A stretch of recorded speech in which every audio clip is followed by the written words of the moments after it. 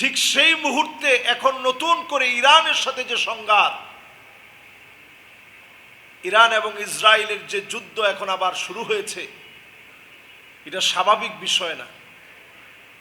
Israel এর পরেই হাত দিবে লেবাননের দিকে, হাত দিবে ইয়ামানের দিকে, ইসরায়েল হাত দিবে তুরস্কের দিকে, এরপরে হাত দিবে পাকিস্তানের দিকে, এরপরে হাত বাড়াবে আফগানিস্তানের দিকে, এরপর হাত বাড়াবে আমার ভূখণ্ড বাংলাদেশ সহ মিডল ইস্টের আর বাকি যে কয়টা দেশ আছে যাদেরকে ইসরায়েল তেমন কিছু মনে করে না, যাদেরকে বন্ধু বলে জানে, তাদের দিকে হাত বাড়াবে।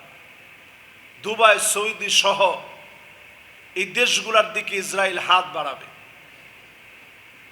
একের পর এক যখন তারা দুঃসাহস দেখাবে, সর্বশেষ আল্লাহ রাব্বুল আলামিন এই জমিন থেকে ইহুদিদেরকে সমূলে আল্লাহ তাআলা মূলোৎপাটন করবে। আল্লাহু আকবার।